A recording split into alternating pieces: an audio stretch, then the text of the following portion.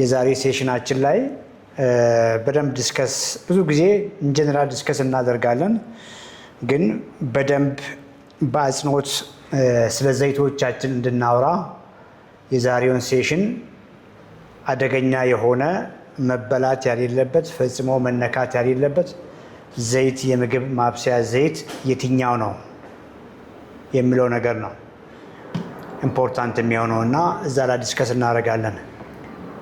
I lost 8 kgs by following your nutrition. Make sure right way ማድረግህን። ምክንያቱም 8 ኪሎ ስለጣልክ ደስ ላይለኝ ይችላል። ያ የጣልከው ኪሎ ፋት ነው ወይስ ሊን ማስ ወይስ ጡንቻህን የሚለው ነገር ክሪቲካል ነው። ይህን ያልኩት በምክንያት ነው። ብዙዎች ይመጣሉ እኛ ጋር ኦፊስ ሲመጡ ጆይን ለማድረግ ሲመጡ እንዲሁ ፊዚካሊ አይተን ሮንግ ዌይ እንዳደረጉ እናውቃለን። ዩቲዩብ ላይ ቲክቶክ ላይ አይቼ ተቀየርኩ ብሎ ነው የሚነግሩን። ግን ያ ዩቲዩብ ላይ ቲክቶክ ላይ የምናወራው ኢንፎርሜሽን ጀነራል ኢንፎርሜሽን ነው። ሶ ዴይሊ ፕሮቲን ታርጌትን ሂት ማድረግ ኢምፖርታንት ነው። ካርቦሃይድሬት ዋይዝም ዴይሊ ታርጌት ሂት ማድረግ ኢምፖርታንት ነው። የተገደበ ፋትም እንደዛው የተገደበ ዶዝ አለው። ብዙዎች ሜቢ ብዙዎቹ በቂ ፕሮቲን አያገኙም። በቂ ፕሮቲን ሳያገኙ ስጋ እንደሚበላ፣ አሳ እንደሚበላ፣ ቺክን እንደሚበላ ያውቃሉ። የተወሰነ እሱ ነካ ያደርጉታል። በዛ ላይ በቂ ኤክሰርሳይዝ ሊፍት አያደርጉም። መስላቸውን ሉዝ አድርጎ ነው የሚመቱት። መስል ሉዝ ማድረግ ክሪቲካል ነው። ባይዘዌ በተለይ እድሜያችሁ ገፍቶ ጡንቻን ማጣት ቀላል ነገር ስላልሆነ ነው። ሰዋት ምን ችግር አለ ጡንቻ ባጣ ብላችሁ ልታስቡ ትችላላችሁ። አንድ ሰው ጡንቻውን ካጣ አቅሙን አጥቷል ማለት ነው። እርጅናው ፈጠነ እንደማለት ነው። ሜታቦሊካሊ ደካማ ሆነ ማለት ነው። ምግብ ማይቋቋም በቀላሉ ለስኳር በሽታ፣ ለግፊት በሽታ፣ ለፋቲ ሊቨር የሚጋለጥ ደካማ ሰው ሆነ ማለት ነው እና መስላችሁ ላይ ጡንቻችሁ ላይ በተለይ እድሜያችሁ 30 በላይ ከሆነ በኋላ ሲሪየስ መሆን ኢምፖርታንት ነው። ሶ ምንድነው አንዳንዶቹ የሚያደርጉት እንደምንም ታግሎ ምናልባት በቂ ፕሮቲን ያገኛሉ። በቂ ፕሮቲን ያገኙና ከጎን ያለው ፋት ካርብ በቂ አይሆንም። ሶ ለረዥም ጊዜ የቆየ ሲሪየስ የሆነ ካሎሪ ዲፊሲት ውስጥ ይገባሉ። ይሄ ኢምፖርታንት ስለሆነ ደጋግሜ ሰሞኑን የማወራው 2000 ካሎሪ ሜንቴናንስ የሚያስፈልገው ሰው ብዙ ጊዜ ሄልዚ ዌይት ሎስ ስናደርግ በቂ ፕሮቲን፣ ሄልዚ ፋት፣ ሄልዚ ካርብ ኮምባይን አድርገን ምናልባትም የካሎሪ ዴፊሲቱ 200 ምናምን ካሎሪ እንዲሆን ነው የምናደርገው። 1800 1750 ማክሲመም 300 አካባቢ ዴፊሲት ውስጥ እንዲሆን ነው የምናደርገው። ይሄ ግንዛቤ የላቸውም። በቂ ፕሮቲን ስጋውን፣ አሳውን፣ ቺክኑን ይመገባሉ። ዘን አትክልት ላይ ብቻ ይቆያሉ። ምግባቸው ላይ ዘይት ቀንሰዋል። የሚመገቡት የስጋ አይነቶቹ በጣም ሊን ናቸው፣ ፋት ያሌላቸው ናቸው ማለት ነው እና የእነዚህ ሰዎች የካሎሪ የሚወስዱት ካሎሪ ማክሲመም 1100 1200 ነው። ኦልሞስት ወደ 800 ኪሎ ካሎሪ ጋፕ አላቸው። እነዚህ ሰዎች በቂ ፕሮቲን እንኳን ቢያገኙ ለረዥም ጊዜ ይህንን በሚያደርጉበት ጊዜ ካሎሪ የመስል ሎስ ውስጥ ይገባሉ። ቢኮዝ ለረዥም ጊዜ ሲቆይ የቀነሳችሁት ምግብ ሰውነት ረሃብ አለ ብሎ ነው የሚያስበው። ረሃብ አለ ብሎ ስለሚያስብ ወጪውን ይቀንሳል፣ ኢነርጂ ኮንዘርቭ ያደርጋል። ስለዚህ ኤክስፔንሲቭ የሆነውን ቲሹ መስልን ማስወገድ አለበት። ቢኮዝ መስል ኪፕ ለማድረግ ብዙ ወጪ እንደሚያወጣ ያውቃል። ሶ መስልን ለፊውል መጠቀም ይጀምራል ማለት ነው። ይሄ ክሪቲካል ነው። በቂ ፕሮቲንም እያገኛችሁ ጡንቻም ለመገንባት ሙከራ እያደረጋችሁ የምትመገቡት ግን ኤክስትሪምሊ ካሎሪ ታች ከሆነ በጣም ከፍተኛ በሆነ ደረጃ የምትቀንሱ ከሆነ ስቲል መስል ሎስ ውስጥ ልትገቡ ትችላላችሁ ማለት ነው። 8 ኪሎ ግራም በመቀነስ ደስ ብሎሃል፣ እኔም ደስ ነው የሚለኝ። ግን ራይት በሆነ መንገድ ካላደረግ ኮንሲኩዌንሱ ከባድ ነው። ለዚያ ነው ሚዛን ብዙ ነገር አይነግራችሁም ብዬ የምለው። ሚዛን ጀስት የግራቪቲ እዛ ላይ የወጣው ነገር ግራቪቴሽናሊ ምን ያክል ይመዝናል ነው የሚነግረን እንጂ ያ ዌይት የፋት ነው፣ የውሃ ነው፣ የመስል ነው፣ ቦን ነው፣ ይህንን ኮምፕሊትሊ አይለይልንም። ቦዲ ዲኮምፖዚሽን ዋና ኮንሰፕቱም ይሄ ነው። ሰውነታችሁ ሳይጎዳ መስላችሁን ጡንቻችሁን ፕሪዘርቭ አድርጋችሁ ቢውልድ ማድረግ ቢቻል ቆንጆ ነው። ቢውልድ ማድረግ እንኳን ባትችሉ ባለበት አስጠብቃችሁ ፋቱ እንዲሄድ ማድረግ መሞከር ነው። በቂ ፕሮቲን ክሪቲካል ነው። ሬዚስታንስ ኤክሰርሳይዝ በጣም ኢምፖርታንት ነው። ጀነራል ሙቭመንት ቀኑን በሙሉ አክቲቭ ሆኖ መቆየት፣ ወኪንግ 8000 እስከ 10000 ሁልጊዜ ብለን የምንለው፣ ኳሊቲ እንቅልፍን ለመተኛት መሞከር፣ ስትሬስ መቀነስ፣ እነዚህ በሙሉ ኢምፖርታንት ናቸው። ስቲል ግን ካሎሪ ዴፊሲቱ ማይልድ መሆን አለበት። ትንሽዬ የተቀነሰለት ሲሆን ሰስቴነብል የሆነ ሰውነትን ችግር የለም ብሎ ስለሚያስብ፣ ረሃብ የለም ብሎ ስለሚያስብ፣ ሞር ኢነርጂም ስለሚኖር ካሎሪ ዴፊሲቱ ከምግብ ብቻ ሳይሆን ከኤክሰርሳይስም በውጭ በኩል ይሆናል ማለት ነው። ቢኮዝ ካሎሪ ዴፊሲት ምግብ መገደብ ብቻ ሳይሆን ወጪውንም ማብዛትም ጭምር ነው። ካሎሪውን በማቃጠል በሉት በቀላል ቋንቋ ስናወራ በመንቀሳቀስ ወክ በማድረግ ዞንቱ ካርዲዮ በማድረግ ኤሮቢክስ ኤክሰርሳይሶችን በመጨመር ሊፍት በማድረግ እና መስል ቢውልድ አድርገን ቁጭ ባልንበት ደግሞ ብዙ ካሎሪ ማቃጠል፣ ይሄ ሁሉ የካሎሪ ዴፊሲት አካል ናቸው። ያም ስላለ ምግብን ሄልዚ ዌይት ሎስ ስታስቡ እነዚህም በሙሉ ኮንሲደር አድርጉ። ብዙዎች ቢግ ሚስቴክ ብዙ ጊዜ የሚሰራው ያየሁት ነገር በቂ ፕሮቲን አይመገቡም። ሁለተኛ ነገር ደግሞ የጡንቻ ስፖርትን እንደ ቀላል ነገር ነው የሚያዩት። ሶስተኛው ቢግ ሚስቴክ በጣም ብዙዎች የሚሳሳቱት ምግብ ኮምፕሊትሊ አቮይድ ያደርጋሉ። ጀስት ምን ችግር አለ ስጋ ወይ አሳ ከበላን ይህንን ከአትክልት ጋር ከበላን በቃ ይሄ እኮ ነው። ኢስ ኖት፣ እንደዛ አይደለም። ኢቭን የምግባችሁ ሁልጊዜ ስጋ ከሆነ በጣም ቀይ ይሁን፣ ጮማ ይኑረው፣ እንቁላል አስኳል አውጡ፣ ቺክን ሲሆን ቺክን ብረስት፣ ይሄም የተወሰነ ጊዜ ድረስ ነው የሚሄደው። ከተወሰነ ጊዜ በኋላ ፋታችሁ እየቀነሰ ከመጣ በኋላ በዚያ መንገድ እንሂድ ብትሉ ረሃብ ያሰቃያቸዋል። ቀስ እያለን ሄልዚ ፋቶችን መጨመር ይጠይቃል። ኤክሰርሳይዝ በጣም በምትሰሩበት ጊዜ ካርቦሃይድሬት ዲማንዳችሁ ይጨምራል። ይሄ በፎሎ አፕ ለውጣችሁ እየታየ ካርቦሃይድሬት እንዲጨመር ይሆናል። በዚህ አጋጣሚ ማስተላለፍ የምፈልገው ከዚህ በፊት ኦንላይንም ይሆን በአካል እኛ ጋር ጆይን አድርጋችሁ ኢቭን የፎሎ አፕ ታይማችሁን ጨርሳችሁ እንኳን ሄዳችሁ ሰዎች ስቲል ኮሚኒኬት አድርጉን ጋይስ። ቢኮዝ እናንተም ግራ እየገባችሁ ሊሆን ይችላል። ከተወሰነ ጊዜ በኋላ ግራ ይገባችኋል። መጀመሪያ የነበራችሁ ኢነርጂ እየቀነሰ ይመጣል።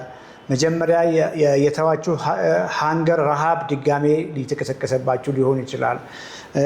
በፊት በጣም አምሮባችሁ ደህና ሄዳችሁ ጊዜ በኋላ የመክሳት ነገሮች ሊኖሩ ይችላሉ እና አት ኤኒ ታይም በስልክም ይሁን በአካል ኑና ኮሚኒኬት አድርጉን። ይሄ ጠቃሚ ስለሆነ ነው። ምናወራው ላይፍ ስታይል ቀጣይነት ያለው ቀሪ ዘመናችሁን እንጆይ እያደረጋችሁ በእውቀት የምታደርጉ ሲሆን በጣም ቆንጆ ነው። ያ ካልሆነ የክብደት ቅነሳ አድርጋችሁ የምታስቡ ሰዎች ፈጽሞ ይሄ የክብደት ቅነሳ ፕሮግራም አይደለም።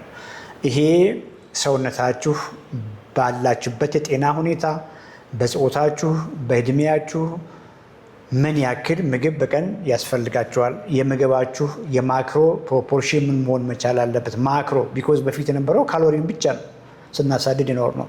ጀስት አንድ ሰው መክሳት ከፈለገ ካሎሪ መቀነስ ነው፣ ከዚያ መሮጥ ነው። ይሄ ነበር ቲቺንጉ የነበረው። ኢስ ኖት፣ ይሄ አልሰራም። ይሄ ስላልሰራም ነው ላይፍ ስታይል ብዙ አይጠቅምም፣ ሰዎች መቀጠል አይችሉም የሚለው እሳቤ በሜዲካል ኮሚኒቲውም ውስጥ ብዙ እየተስፋፋ የመጣው በዚህ ምክንያት ነው።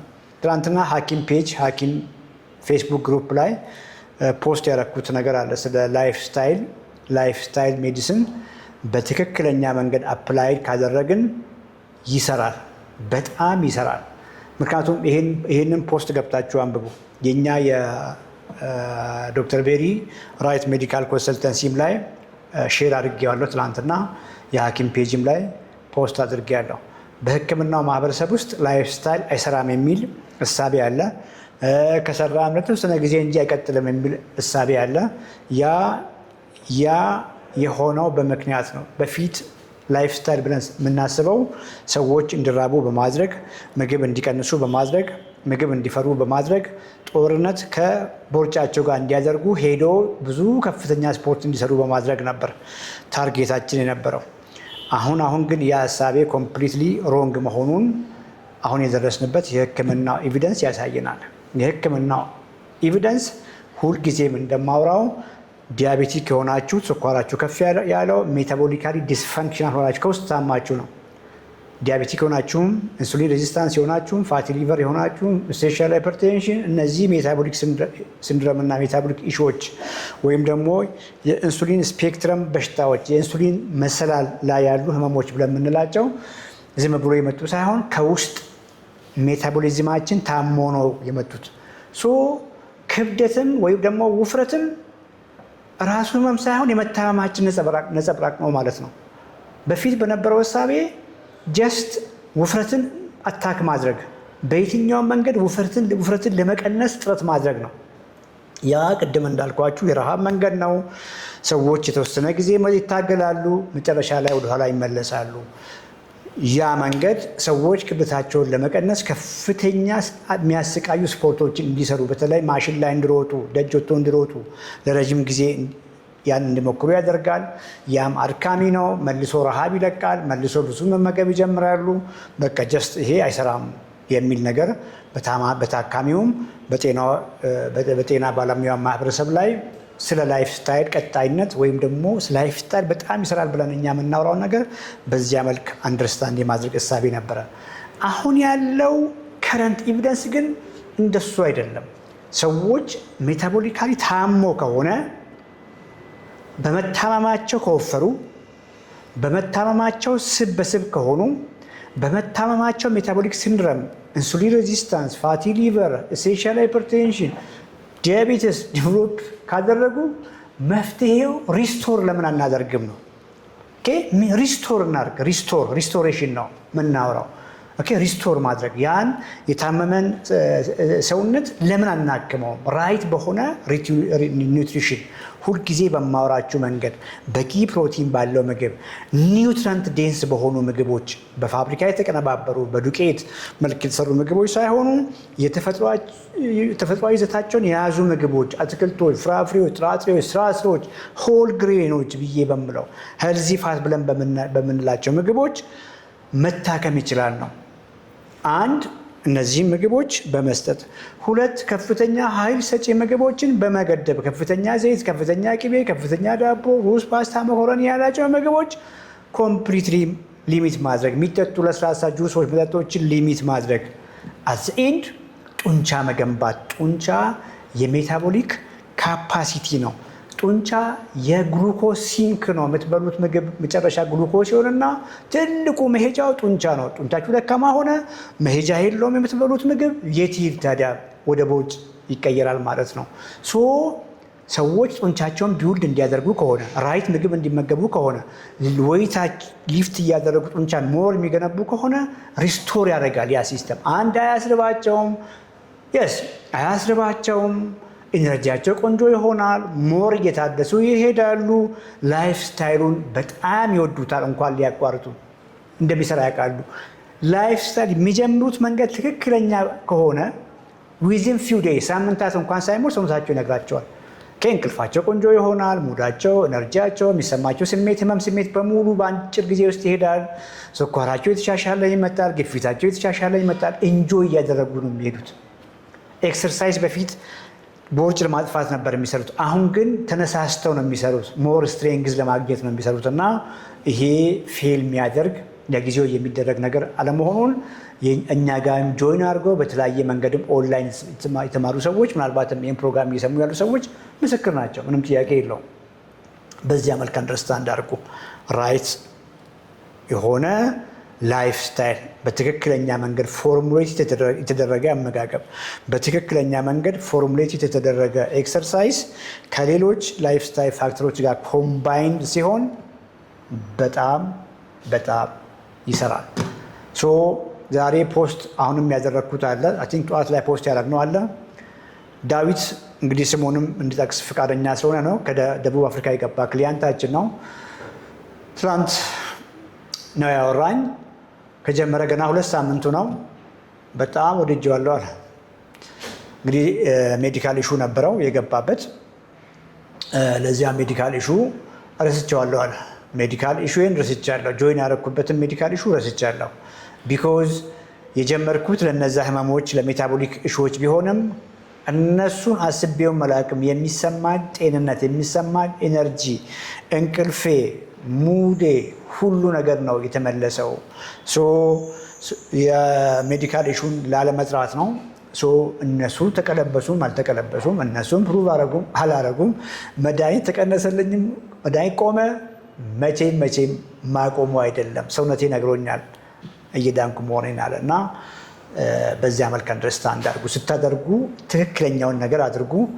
የሙከራ ነገር አታድርጉ። እንኳንና ሻል ያሉ ምግቦችን እየሞከራችሁ ይቅርና የረሃብ መንገድ እንኳን ስትሞክሩ ሰውነታችሁ ይቀንሳል፣ ሚዛን ይቀንሳል። እሱ እንዳያሳስታችሁ። ያ በጤናማ ባልሆነ መንገድ ስትቀንሱ ነገ ማትመልሱት ነገር በተለይ ፕሪሸስ የሆኑ እጅግ በጣም ቅድም እንዳልኳችሁ በተለይ ጡንቻችሁ እንደ ሜቢ ባዮሎጂ ላይ ጡንቻ ስትማሩ ኦርጋን ኦፍ ሎኮሞሽን ነው፣ ጀስት የሚያንቀሳቅሰን ኦርጋን ነው ብለን ነው ምናልባትም ባዮሎጂ ላይ የተማርነው። ጡንቻ ከዛ በላይ ነው። ጡንቻ ቅድም እንዳልኳችሁ እውነት ለመናገር ከሁሉ ነገር ሜታቦሊክ ሄልዝን ብንወስድ የሚታደጋችሁ ጡንቻ ነው። ደህና ጡንቻ ያለው ኳሊቲ ጡንቻ ያለው ጠንካራ ጤናማ ጡንቻ ያለው ሰው ኢስ ቬሪ አንላይክሊ ቦርጫም የመሆን እድሉ አነስተኛ ነው። ከዛም ከፍ ብሎ በታይፕ 2 ዲኤም የመያዝ እድሉ በጣም አነስተኛ ነው። ቀሪ ዘመኑን ሲኖር ስትሮንገር ይሆናል፣ ሄልዚየር ይሆናል። በቀላሉ የሚወርቅ በቀላሉ ወርቆ የሚሰበር ሰው አይሆንም ማለት ነው። እና እንደው ይሄን ፕሮግራም በደንብ የገባው ሰው ሰውነትን በትክክል እየመገቡ ጡንቻ መገንባት እንደ ሌሎችም በሙሉ እርሱ ጀስት ሜቢ እስከዛሬ የተነገራችሁ ህመምም እርሱ ምናልባትም ስለነዚህ ህመሞች ስናወራ ብዙ ጊዜ የሚያስጨንቅ ስሜት ውስጥ የሚገቡ ሰዎች እርሱና ሲምፕል አድርጉት። ትክክለኛ መንገድ እየተመገባችሁ ጡንቻ የገነባችሁትን ጡንቻ ደግሞ ሜንቴን እያደረጋችሁ ስለመቀጠል ነው ይሄ ፕሮግራም ማለት ነው። በጊዜያዊ ዌይት ሎስ አትሸወዱ። ክብደት መቀነስ መጥፎ ነው እያልኩ አይደለም። ጤናማ ካልሆነ ግን እድሜያችሁ የገፋ ያለ ሰዎች 30፣ 40፣ 50 የተሻገራችሁ ሰዎች በጣም ማትመልሱትን ኮስት ነው የምትከፍሉት። በዚያ ነው ከዚህ በፊት ጆይን ያደረጋችሁንም ሰዎች በየጊዜው ቼክ እያደረጋችሁ እየመጣችሁ ያላችሁበትን ሁኔታ አሰስ እያደረጋችሁ ያላችሁበት ሁኔታ እየታየ ኢምፕሩቭ እናደርግላቸዋለን።